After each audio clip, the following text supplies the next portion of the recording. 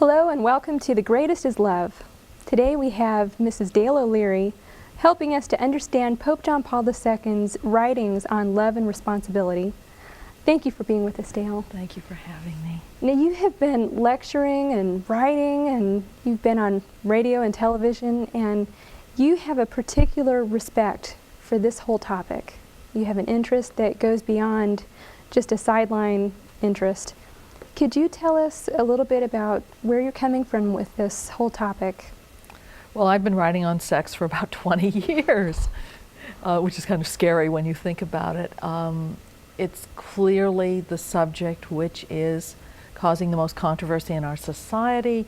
It's the subject which is tearing apart our church. And so I guess I think if you say, what's your vocation after wife, mother, and grandmother and all that, it has been to defend the teachings of the Catholic Church to a world that really is rejecting them.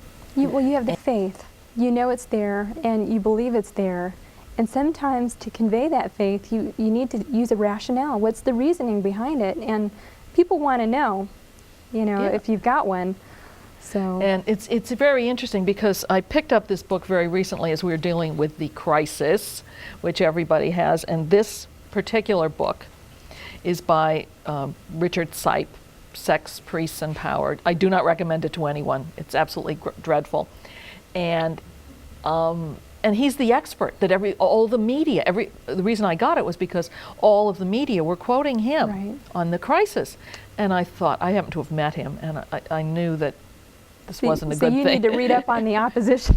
I always read the opposition. And so he says, sex has been problematic for the Roman Catholic Church. No Christian church has developed an adequate theology of sexuality. And I thought, this is nonsense. The whole guy, he takes everything the church has taught and totally misinterprets it.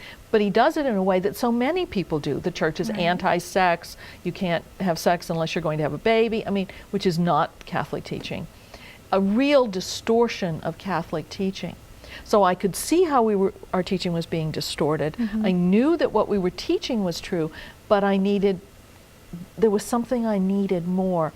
And then I got this book, and I began to read it, and it's hard, I got to tell you. In fact, you lent me this. It's sort of a simplified version of his writing. This Monsignor Walsh simplified his writing so that I could understand it.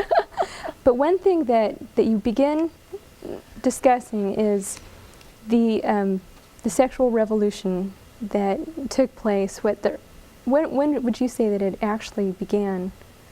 1960 or? Well, I think in the 60s it triumphed. All of a sudden the world changed. And I can actually remember the day. I'm a lot older than you are. It was Woodstock. All of a sudden the news were reporting on Woodstock as though something marvelous and wonderful had happened. And what had happened was that a lot of young people had gotten together, gotten on drugs, lived in absolute filth, and committed various sins in a field in New York. And rather than reporting this, the newscasters were thrilled. They totally glamorized liberation. This is marvelous. We're free at last of the restrictions of Puritanism. Now, in fact, if you look back, you find that the war against Puritanism or Victorianism began, decades before this. Certainly Margaret Mead, Kinsey, Playboy, all of these various currents were out there pushing against the contemporary morality. And the fact was that in the West, there was not a good defense made. There was a fortress mentality. We'll simply put up the walls and we won't look. But there was, frankly, a very distorted view of sexuality. Well, even the title sexual revolution, in this country, we are infatuated with the American Revolution. It sounds so Well, it just sounds like liberty. Yeah, sexual So- liberation. So, but maybe in our context, it's like a sexual rebellion, you know, in terms of people really not wanting to use God's gift of sexuality in the way that He's asked us to. I like to use the Pope's term, which is utilitarianism. This is sexual utilitarianism, because this really explains what we're fighting. We're fighting against an ideology which uses people. Right. And I think this is better than revolution, better than liberation, which do have, well, in our country anyway, positive connotations. What to me love and responsibility is opening up the truth of Catholic sexual morality. And I like to think of it as this. We had an egg.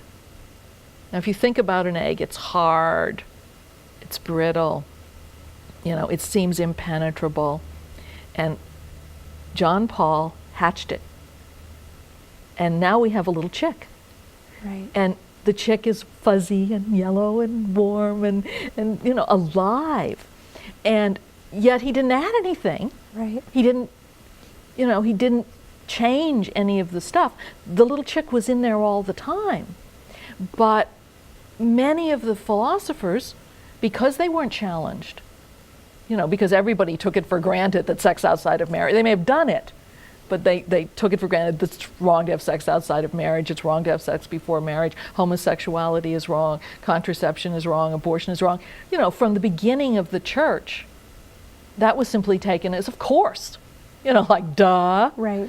And so all of a sudden in the 20th century, Margaret Mead and Kinsey and, you know, Hugh Hefner and all these people, you know, Margaret Sanger came out and said the church is wrong, and then the church said, well, no, we're right. There's no question. It's never going to change. But we had to explain it in a way that could answer the challenges that were being made by the modern age.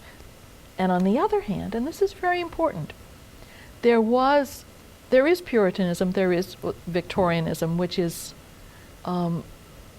this, you know, maybe let's not talk about it, sort of sex is naughty, sex is dirty, you know, that sort of attitude that was out there, and that is not the Catholic teaching. So somebody like Sipe could say, well, that's what the Catholic Church teaches, because the truth hadn't been hatched.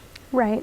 And we're going to get to this in just a minute. We're going to take a little break, and we'll be talking about some more of the hallmarks of the sexual revolution and how Pope John Paul II came on the scene.